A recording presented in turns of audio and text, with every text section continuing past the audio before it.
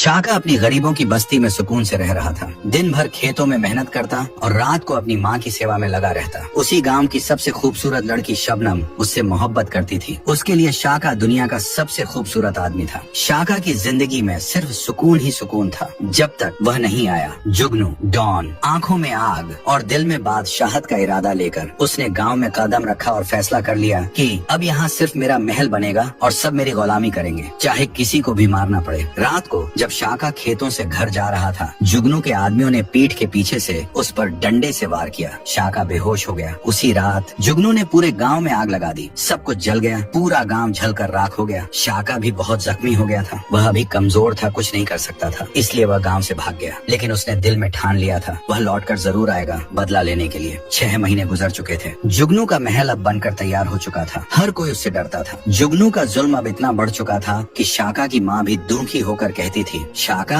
तुम कहाँ हो बेटा, मुझे तुम्हारी जरूरत है। लेकिन दूसरी तरफ शाका दिन रात मार्शल आर्ट्स की कड़ी प्रैक्टिस करता रहा। वह अब वही पुराना शाका नहीं था। अब वह एक तूफान बन चुका था, तैयार था अपना सब कुछ वापस लेने के लिए। अब सवाल यह है, क्या शाका जुगनू डॉन से अपने गांव को बचा पाएगा या गांव हमेशा के लिए जुगनू के अंधेरे में डूब जाएगा? का गांव अब वो गांव नहीं रहा था जहां लोग खुशी खुशी रहा करते थे। अब वह गांव पूरी तरह बदल चुका था। चारों ओर सिर्फ तबाही ही तबाही थी, जैसे यहाँ कोई सुनामी आई हो। शाका अपने घर जाता है जहां वह देखता है कि उसकी माँ रो रही होती है। वह शाका को देखकर कहती है, शाका तू कहाँ था? तू मुझे छोड़कर कहाँ चला गया था? जुगनू ने हम पर बहुत जुल्म किया है। यह सुनकर शाका गुस्से से भर जाता है और गाँव के कुछ लोगों को इकट्ठा करके पूरी रात योजना बनाता है कि अब जुगनू को सबक सिखाना है, उसे अपने गाँव का बदला लेना है। अगले दिन शाका और उसके आदमी सीधे जुगनू के आदमियों पर हमला कर देते हैं और उन्हें मार मार कर भागाना शुरू कर देते हैं। जब यह बात जुगनू को पता चलती है तो वह खुद गांव में आता है और कहता है, कौन है जिसे अपनी जान प्यारी नहीं जो मेरे आदमियों पर हमला कर रहा है? जब कोई भी गांव वाला कुछ नहीं कहता